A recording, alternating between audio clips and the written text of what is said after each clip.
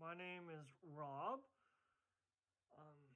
and you're listening to Environmental Soup on YouTube.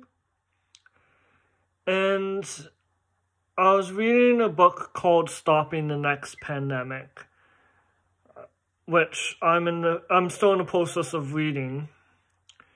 And I came across a website called ProMed.org, which is the program for monitoring emerging diseases. As the name suggests, it tracks emerging diseases from plants and animals that could impact people. This includes the most recent pandemic. I looked up Ontario and found that there was an outbreak of blastomycosis in a First Nation within Ontario. And I don't want to stigmatize First Nation, so I won't include the specific area. But as of November 25th, 2021, there has been 3 deaths. And Dr. Kieran Moore, Ontario's Medical Chief Officer of Health, from the news release that was on ProMed, said that the outbreak may be related to climate change. And, quote, "This is a very rare infection. To have the numbers of cases that have occurred in that community is quite startling," end quote. End quote. "This is rare fungus that is typically found in soil or on decaying material such as wood, and it may be a sign of further climate change to have a community that far north starting to have blastomycosis. Typically, blastomycosis needs a certain temperature, and it typically stays around the Great Lakes." And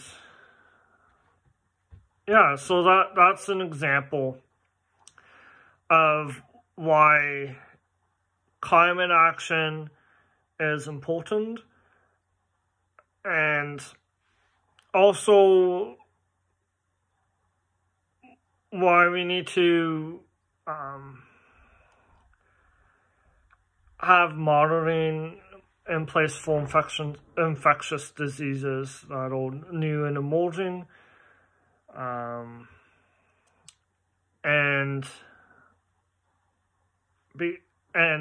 to not disturb habitat unnecessarily. In Quebec, there were reports that COVID-19 is in deal, and then there was an archive number of 20211.8700020. From what I read, in the book that I talked about earlier, is when wildlife are stressed, viruses tend to move between species more effectively, and that's when a lot of people get more sick. And climate change is one factor. Purposely destroying habitat is another factor.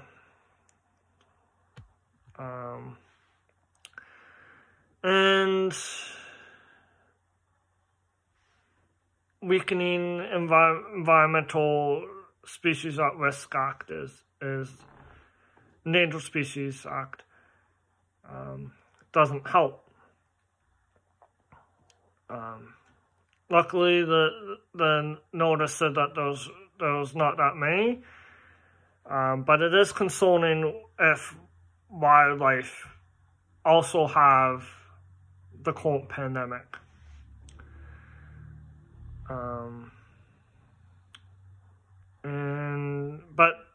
The notice did say that they appealed healthy. And then in the book, Stopping the Next Pandemic by Deborah McKenzie, one of the contributing factors of the virus spread included habitat loss and stress. And then with policies supporting urban sprawl, weak action on climate change, and weakening the endangered species legislation, and poor protection of wetlands and forest, it's clear that we've lost a significant amount. The next pandemic could start in Ontario, within Ontario or close to it.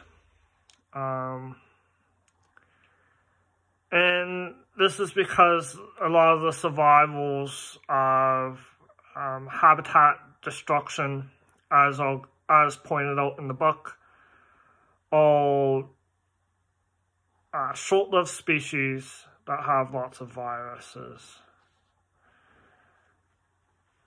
And yeah, so I hope that you take action, like my friend, the gnome, on pointing out some of these things to politicians, asking for habitat protection, greater habitat protection,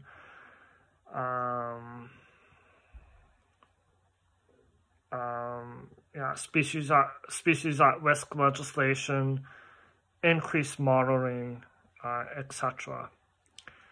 Anyways, I hope that you have a great day, and I'll be back with another video.